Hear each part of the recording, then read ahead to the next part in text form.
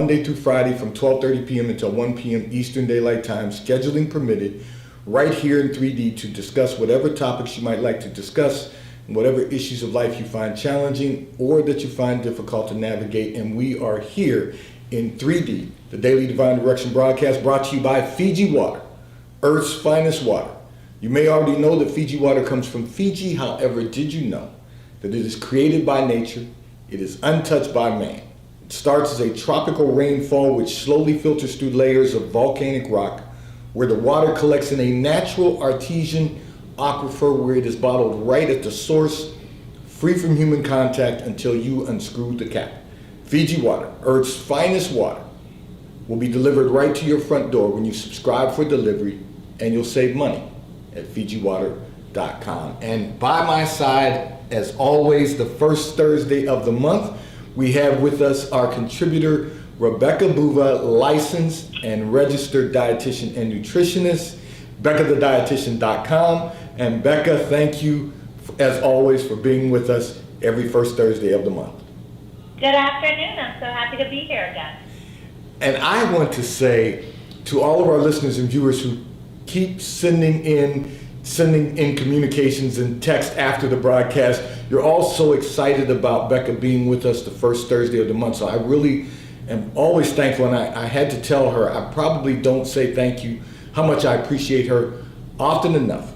But the fact that she is willing to be here the first Thursday of the month when she has such a busy schedule, helping all of us to be whole in our body, mind, and spirit. So thank you for always acknowledging how much it means to all of you that Becca is with us the first Thursday of every month right here in 3D. Becca, would you start off today with the topic that you would like to share with the listening audience, because this is your audience, and if you would just begin with the topic that you want to share this month.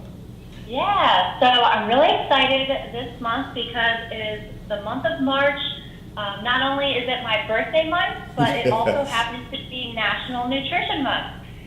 So this is the month of the year that is dedicated to nutrition professionals, but also sharing nutrition knowledge with, the entire population. I also want to give out a shout out to social workers because it's also National Social Worker Month.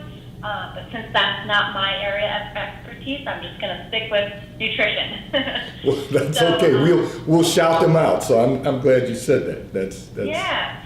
So I work really closely with social workers and case managers. So they're a really important part of the healthcare team in hospitals and outpatient settings. So they definitely deserve some credit for being awesome. Absolutely. But for nutrition, the theme this year is eating right for life stages. So I'm going to talk about that a little bit. So basically, if you were to look at a nutrition facts label, you would see that the information is based on a standard 2,000 calorie diet. But actually, calories, protein, so all the different macronutrients and micronutrients, they're very different in every different life stage. So from the time that you are born, infancy, to being a toddler and a child, into your teenage years, and then your 20s, 30s, 40s, and beyond, we all have different nutritional needs. So I'm going to talk about that today.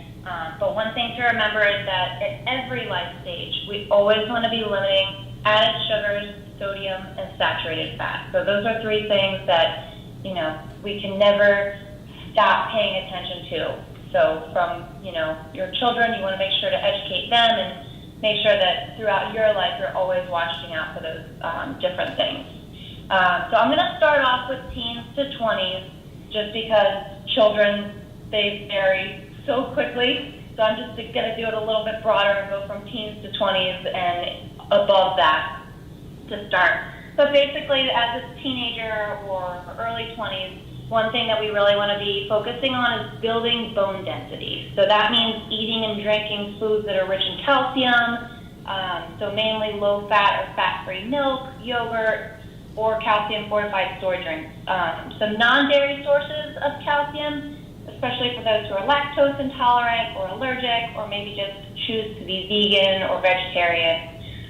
They should be eating things like fortified cereals, beans, your leafy greens, things like canned salmon with the bones, stuff like that. So those are just a few examples.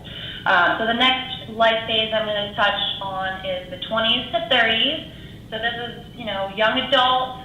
You're really kind of just starting your life and your career and your family. At this point, we really just want to be focusing on reducing your risk for developing chronic diseases.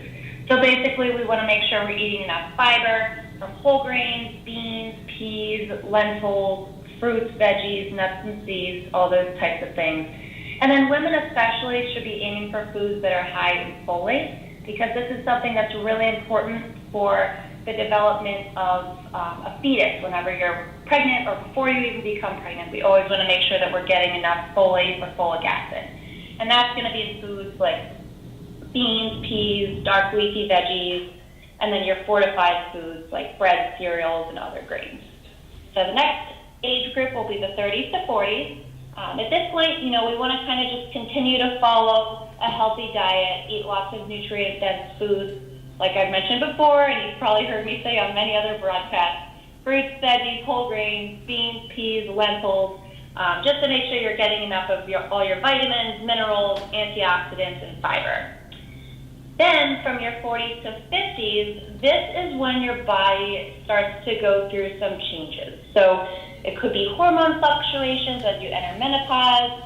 You also probably are experiencing a slowed metabolism, so weight gain becomes very common at this point in your life. So we just want to make sure that, we continue to limit added sugars, sodium, and saturated fat. But we also want to try to incorporate, more so than ever before, physical activity. Physical activity is always going to be important, but if you haven't been active before, and you notice that you're starting to gain a little weight, you definitely want to try and incorporate that, not only for your heart health, but for weight maintenance as well. And then the last age group, I will touch on is 60s and beyond. So this is the point in our lives where we want to make sure to focus on protein-rich foods, because at this point, that tends to drop off. So protein is one of those nutrients that older adults might not be getting enough of. It's important to maintain healthy bones, eat protein-rich foods, and also make sure you're incorporating strength exercises to build lean body mass to also protect your bones. So good protein sources are going to be your meat, poultry, eggs, pork, fish, and other seafood, eggs, beans, tofu, nuts, and seeds. Another thing about these foods is that they tend to be a good source of B12, which also can become a concern as you get a little bit older. So those are, kind of just the most important things of each age group. As always, you should meet with a registered dietitian to make sure that you can find an eating plan that's best for you and your age to reduce your risk of chronic diseases like diabetes, obesity, and heart disease, things like that. So yeah. This is really exciting, and I hope all of our listeners and viewers, I hope that you were taking notes as quickly as you could, but also, as you know, every broadcast is archived on YouTube and, of course, on our app for 365 days, but on YouTube it's archived indefinitely. So go back, listen to the broadcast, because these age groups are very important for us to follow. Those of us who have children, if you have minor children, you want to make sure that they're getting all of the right nutrition. Those of us who are at a younger point in our lives, the Generation Z's and X, if you want to make sure that you're getting everything that you need, this is going to be real important information. And then for those of us who are aging out, for lack of a better term, we want to make certain that we're getting, I have to say, although I have Becca on speed dial, I try not to disturb her too often because she has a very busy schedule. But having said that, for those of us who are over 60, we need to make certain that we're getting enough protein. So go back, take notes, make certain that you follow these instructions, because they're going to enhance the quality of our lives. Now, I also happen to know, Becca, you're very focused on exercise also, and I'm going to ask a question from one of our listeners and viewers, because in addition to, as we get older, we need to make certain that, as Becca indicated, that we're exercising more and that we're doing what's necessary to create longevity for our lives. Do our part. God's going to do his part, whatever that might be, but we need to do our part. And one of our listeners and viewers asked a question about the fact that as we go into this spring season that is before us, and we're starting to focus on getting more exercise. So the question is, for those of us who are going to be participating in more strenuous exercise as the weather gets warmer, what would you recommend for safely losing weight and for focusing on nutrition? So that's a really good question, especially as the weather starts to warm up. But really, anytime you're engaging in physical activity, especially if you're sweating a lot, hydration is so important. Typically, water is enough to keep you hydrated. But if you're doing, maybe 45 minutes to at least an hour of high-intensity exercise a day, and by high intensity, I mean you're sweating, you're continuously breathless, at that point, you should consider trying something like Gatorade or Powerade to replenish your electrolyte stores. But anything less than that, Gatorade really isn't necessary for most people, unless you've been instructed by your doctor to take, an extra electrolyte supplement. I know when I was a kid, I would faint and pass out a lot, so I had to start drinking Gatorade more often, even if I wasn't necessarily sweating a lot. So if you're someone like that and your doctor told you to, of course, make sure you're taking in the electrolytes. But for most people, it's probably not necessary unless you are doing at least 45 to 60 minutes of high-intensity workout a week. In addition to hydration, of course, we want to be choosing our healthy fruits and veggies, lean proteins, whole grains. Basically, if you do foods that are high in fiber, they tend to be lower in calories, higher in your vitamins and minerals and antioxidants. They're going to fill you up, but not contribute many calories. So that will really be helpful with weight loss. And then, of course, protein, especially when you're trying to build muscle, is really important as well. So, there's very different protein needs for every different person, depending on your age, depending on your activity level, depending on if you have any chronic diseases. So the best way to find out what your personalized protein needs would be to find either a registered dietitian or speak with your physician. So I'm going to jump in and say the reason that Becca was pushing herself until she passed out is because she was playing tennis competitively when she was younger. But I also know that she's very intense about her workouts and staying healthy. But one of the things, a takeaway here, getting our annual physicals, one of the things my physician told me, because I'm a runner, is that just what Becca said. So this is really good information for all of us. And that is, if you're working out for more than 45 minutes or an hour, which I sweat profusely because I'm running distance, and that's the only time that I'll use Gatorade, because otherwise you don't need it to replace your electrolytes. Someone also recommended Becca Pedialyte. Is that correct? Is that another source of? Yeah, Pedialyte would be great. I think it was always kind of advertised for kids or pediatrics. Okay. But I know more and more adults that are drinking Pedialyte for the electrolytes, and they've actually come out with a line that is more aimed at adults. So the electrolyte concentrations are more appropriate for adults. So Okay. Pedialyte is another one of those drinks that can be great as well. Okay, so I will make sure and I take a look at that. I haven't done that to date, but I'm just going to take a moment to do some business for our sponsors. If you are not currently a T-Mobile customer, this segment of the broadcast is brought to you by T-Mobile, America's largest and fastest 5G provider nationwide 5G provider at no extra charge. So if you are not currently a T-Mobile customer, you may call or text on the T-Mobile call or text line at 267-992-1424. We will place you into our queue so that you can become a T-Mobile customer and experience America's largest and fastest 5G provider at no extra charge. Taxes and fees are included in your bill, and if you auto pay by attaching a credit card to your account, you will save on your monthly bill at T-Mobile, America's largest and fastest 5G provider at no extra charge. So Becca gave us a lot of information, and I want to say you need to go to her website at beccadedietitian.com, and you need to look around on her website to see what programs she offers. She's offering right now also, she takes insurance at Independence Blue Cross, and Becca, you can help me out if I miss anything, and Aetna currently, and is expanding her insurance offerings coming up. So you want to stay tuned for that. We need to make certain that we stay healthy and well, both body, mind, and spirit. And that's why we're here with BeccaTheDietitian.com in 3D, the Daily Divine Direction broadcast. So Becca, I want to ask another question that one of our listeners and viewers sent in, and that is, what would you recommend for someone who has been prescribed, what would you recommend or prescribe for someone who's suffering with cancer? Sorry, can you say that one more time? Yes, what diet would you recommend or prescribe to someone who's currently suffering with cancer? With cancer. So that is a really good question again. So for cancer, we really want to be focusing on antioxidants.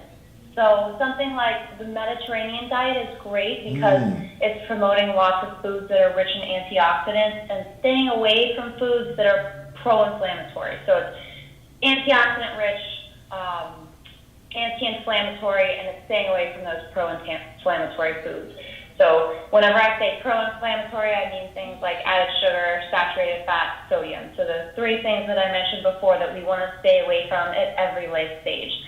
So the Mediterranean diet's great. It actually, last year, I can't remember exactly who came out with this information, but they said that Mediterranean diet was rated the best diet for weight loss, for chronic disease management, for a whole bunch of things. So that really is a great diet to follow. There's plenty of resources online, or of course, as always, meet with the dietitian. Yes, absolutely. And I will be sharing with our listeners and viewers also that we have something coming up. In the third quarter, we're going to be doing something that allows one of our listeners and viewers to be serviced by BeccaTheDietitian.com. But Rebecca Boova we're putting together a package that is going to provide you with the opportunity to be a client of Rebecca Boova, licensed and registered dietitian and nutritionist. And then we're going to track your progress for the remainder of the year. So we're putting this together now. We're working on the dynamics, and we will be making that announcement in June because we're going to begin July 1st, which is the start of the third quarter. And then we'll have 6 months of the remainder of the year to track your progress. And so I'm really excited about that, and I want to thank Becca for allowing me to put that together with her so that we can provide one of our listeners. So we're going to have a contest, just to let you know that now. We're going to have a contest, but one of our listeners and viewers will be selected to be a client of Becca the Dietitian, and we're going to do that starting July 1st, but we will make that announcement in June. So you want to get familiar with Becca. I know you're familiar with her as being a contributor of the Daily Divine Direction broadcast, but you want to get familiar with her by going on her website at BeccaTheDietitian.com so that you can see all that she's doing. She recommended for our last listener and viewer the Mediterranean diet. You can find that information out online, and we want to make certain, of course, as always, Becca has provided a recipe for the month of March. So we will be having that posted on Facebook after the broadcast at some point later today.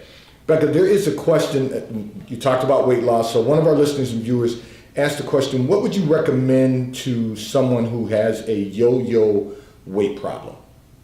So we know what that looks like, up and down, up and down. So yo-yo dieter, yeah. So this is the type of person, for those who don't know, it's someone who tends to lose weight really quickly and then, or, not necessarily quickly either. They lose weight and then they put it back on. And then they lose weight and they put it back on. Yes. The best thing I can say for someone like this is to stay away from any fad diet. Don't think of it as a diet, but think of it as a lifestyle change. So you want to find something that is going to be sustainable long term.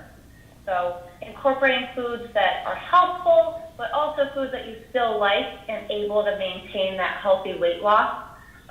That's really going to be the key to avoiding the yo-yo effect and having sustained weight loss over time. Okay, so I happen to know, I don't know this person, but I happen to know that you must be somewhere in the age group that Becca described earlier, because you know what a yo-yo is. So just follow that suggestion, that recommendation from Becca, so that you can avoid the, as we often using in my generation the Luther Vandross experience, where you're up and down in your weight. We want to make certain that we stay well, and as Becca indicated, we need to do something that's going to be sustainable. So she recommends that we stay away from the fad diet. So let's make certain that we follow that instruction and really maximize our health and wellness through diet and nutrition. So Becca, there's another question that came in from one of our listeners and viewers who indicated that her father, who wants to stop smoking, however, every time he quits, and he has quit previously because she indicated in her communication that every time he quits, he gains weight. How can he diet and quit simultaneously? What would you recommend that might curb, and now I'm elaborating on this a little bit, what would you recommend for someone? I used to smoke cigars, and I quit just by making the decision to quit, but everyone's not going to be able to do that. So what would you recommend that someone could include or remove from their diet that might help them to prevent them from gaining weight while they're dieting and quitting smoking simultaneously? I think I'm addressing this. Yeah, so that's actually extremely common for people to gain weight after quitting smoking. Some of it has to do with the fact that smoking and the effect of tobacco actually suppresses your appetite. So a lot of the time that you might spend smoking, you stay away from eating because it kind of takes away those cravings or that feeling of hunger. So whenever you stop smoking, you're going to feel a lot hungrier a lot of the time, and may end up eating more food as a result. Another factor could potentially be, and this is like more of a psychological factor, so it might be a good idea to see a therapist or speak to your doctor and maybe get some sort of psychiatry referral. But it could possibly be an oral fixation. So basically it's just more the act of smoking and having something in your mouth to focus on. So we want to channel that energy in a positive way. So maybe instead of focusing on eating foods or sucking on candy or something like that, instead maybe focus on drinking water out of a straw. So that way you're still kind of getting that oral stimulation, but you're not doing it in an unproductive way, and you're actually being productive about it, and you're hydrating. So that can be tricky. But as always, we want to make sure that we're keeping our metabolism up through exercise, strength training, and then choosing foods that are going to be healthful, low calorie, but high in different nutrients for you.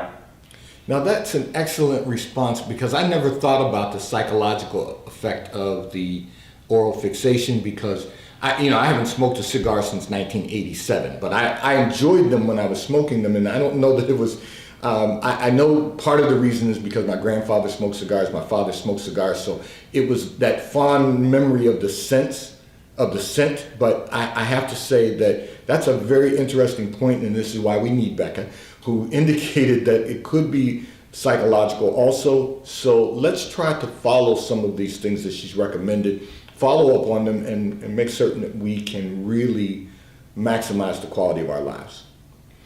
So Becca, I'm going to, before I do a little business with our sponsors, I want to say to you, these are, the questions that have been asked by our listeners and viewers today are questions that really, so many people deal with. So for all of our listeners and viewers, let's make certain that we don't miss the first Thursday of the month when we have with us Rebecca Boova, licensed and registered dietitian and nutritionist, BeccaTheDietitian.com. Go on her website. You will find information that will really enhance the quality of your life. And as I indicated earlier, she does take insurance, Independent Blue Cross and Blue Shield, and Aetna currently, and is expanding her insurance offering. So you don't want to miss that opportunity to really reduce any out-of-pocket expense. But the reality is that Becca is certainly priced in the market parameters, and you will get information that is going to enhance the quality of your life. So I just wanted to make certain that everyone is aware that we have a place to go to ensure that we are healthy in body, mind, and spirit. This segment of the broadcast is brought to you by Charles Tyrwhitt, located in London, the UK. They also have stores in New York, Chicago, Washington, D.C., and at the King of Prussia Mall in King of Prussia, Pennsylvania. So if you're in any of those areas, stop in at the retail stores, check for the store hours during COVID, stop in. They have everything that a man could possibly need. They have shirts for men, ties for men, suits for men, and accessories. I'm in Charles Terry Attire today. If you are not in any of those areas, you can order from Charles Terry at ctshirts.com. They will ship and deliver right to your front door in an appropriate period of time. And The White Company, located in London, the UK. They also have a store on Fifth Avenue in New York. So if you're in New York, check for their store hours, stop in at the retail store. They have everything that you could possibly need, home goods, clothing for men, women, and children at The White Company. If you are not in New York, you can order from The White Company at thewhitecompany.com. So Becca, I'm going to address another communication that came in from one of our listeners and viewers who indicated that they want to know, does genetics definitely play a factor in their weight and body type, or is there something specifically they can do to resolve the issues of their body type? Yeah, so, genetics can absolutely play a part in your body type. It's actually more of a misconception that it plays a factor in your weight. So a lot of people think, oh, I'm overweight because my parents were overweight, and they are overweight because their parents were overweight. But this actually tends to not be completely true. There may be a small factor in there, but a lot of it actually tends to be on learned habits. So you learn how to eat, you learn how to cook, you learn how to exercise from your parents. So if your parents don't necessarily have the healthiest diet or the best physical activity regimen, then the chances are that you're not going to learn that from them either. Now, this is not always the case. So there's going to be exceptions, of course, but it is, a lot of these things are learned skills. It's not always common sense. It seems like it's kind of a simple thing, but it's really not. So there's a lot of things that are genetics, like your, sometimes cholesterol levels can be genetic, but your weight is definitely something that's not going to be totally genetic. So, if you have a large frame, you can't necessarily change that. Some people just are bigger or have different body shapes than other people, but, you can't necessarily blame your weight on your genetics. And I'm glad you cleared that up for so many people, because that is a misconception. There are certainly aspects of our body frame that may be similar to the generations before us. But as Becca just so eloquently cleared up for all of us, the weight issue is not based on your genetics, it's the learned behaviors. And so Becca, thank you so much for clearing that up for our listeners and viewers today, because I think so often we're misinformed or miseducated into believing that certain things just have to be that way. And as you and I both know, making life changes will enhance the quality of our lives. And so I thank you for sharing that with our listeners and viewers. There is another question from one of our listeners and viewers who wants to know what can be done for someone, or what would you recommend to be done for someone with Parkinson's when they've been informed by their physicians that their food must be pureed? Is there something that can make it more palatable, or is there some way that they can still get the impact of eating as opposed to just having their food pureed? Yeah, so that's actually something that I see at my full-time job all the time, is the need for alternative texture. Yes. So for people who have issues chewing and swallowing safely, if they tend to choke, that can be a big problem. So we want to make sure that they're having textures that they're able to manage without putting themselves in danger. So a pureed diet is the the easiest to chew and swallow. So it's completely pureed. It's more like baby food or pudding, things like that. So a lot of times it is hard to make it more palatable. It's not always going to look the best. Yes. But my recommendation would be to find the foods that you do like, incorporate those, maybe mix protein powders in to make sure you're getting enough protein, mix herbs and seasonings and spices in to make the taste a little bit more interesting for you. You don't have to be just eating pureed chicken, pureed green beans, pureed carrots. let's add some flavor in the way that you would whenever you're making a regular dish, or add olive oil or something that's going to make it taste a little bit better. Yes. There's also food molds available that you can get, so it's not going to look exactly like, whole green beans or a regular piece of chicken, but you can puree it and then stick it in one of these molds to make it at least have the appearance of looking more like solid food, but still being easy for you to chew and swallow. And that makes sense because it would also separate out the food, I guess, so that they know what they're eating, even if they're not able to digest it without it being pureed. So that makes excellent sense, and thank you for sharing that with us. I want to say